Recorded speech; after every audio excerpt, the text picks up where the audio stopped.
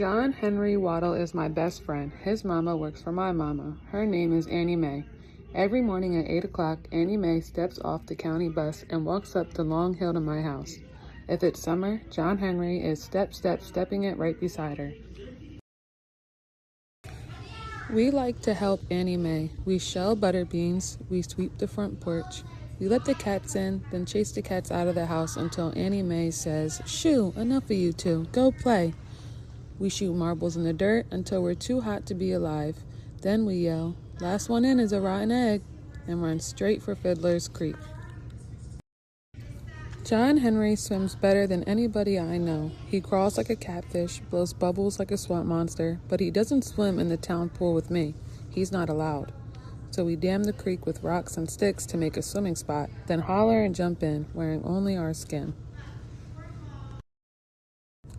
John Henry's skin is the color of browned butter. He smells like pine needles after a good rain.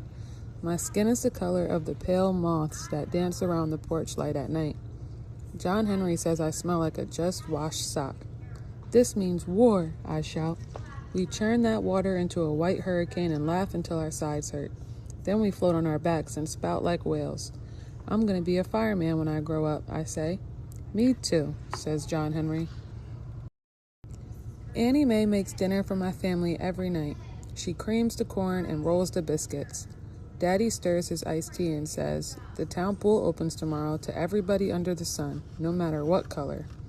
"That's the new law," Mama tells me. She helps my plate with peas and says, "It's the way it's going to be now, everybody together. Lunch counters, restrooms, drinking fountains too." I wiggle in my chair like a doodlebug. "I got to be excused," I shout, and I run into the kitchen to tell John Henry.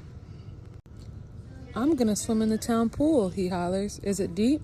"Real deep," I tell him, "and the water's so clear you can jump to the bottom and open your eyes and still see." "Let's be the first ones there," says John Henry. "I'll bring my good luck nickel and we can die for it." Next morning, as soon as the sun peeks into the sky, here comes my best friend, John Henry Waddle. Running to meet me. "Let's go," he yells. "I got my nickel." And I run right with him. All the way to the town swimming pool. We race each other over the last hill, and we stop. County dump trucks are here. They grind and back up to the empty pool. Workers rake steaming asphalt into the hole where sparkling clean water used to be. One of them is John Henry's big brother, Will Rogers. We start to call him. "What happened?" But he sees us first and points back on down the road. It means get on home. But our feet feel stuck. We can't budge. So we hunker in the tall weeds and watch all morning until the pool is filled with hot, spongy tar. Tss. Smoky steam rises in the air. Workers tie planks to their shoes and stomp on the blacktop to make it smooth. Will Rogers heaves his shovel into the back of an empty truck and climbs up with the other workers. His face is like a storm cloud, and I know this job has made him angry. "Let's go," a boss man shouts, and the trucks rumble slam down the road. It's so quiet now, we can hear the breeze whisper through the grass. We sit on the diving board and stare at the tops of the silver ladders sticking up from the tar. My heart beats hard in my chest. John Henry's voice shakes. "White folks don't want colored folks in their pool." "You're wrong, John Henry," I say, but I know he's right.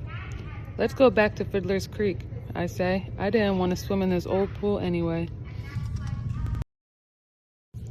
John Henry's eyes fill up with angry tears. "I did," he says. "I wanted to swim in this pool. I want to do everything you can do." I don't know what to say, but as we walk back to town, my head starts to pop with new ideas. I want to go to the dairy dip with John Henry, sit down and share root beer floats. I want us to go to the picture show, buy popcorn, and watch a movie together. I want to see this town with John Henry's eyes. We stop in front of Mr. Mason's store. I jam my hands into my pockets while my mind searches for words to put with my new ideas. My fingers close around 2 nickels. "Want to get an ice pop?" John Henry wipes his eyes and takes a breath. I want to pick it out myself. I swallow hard and my heart says yes. "Let's do that," I say. I give John Henry one of my nickels. He shakes his head. "I got my own." We look at each other. Then we walk through the front door together.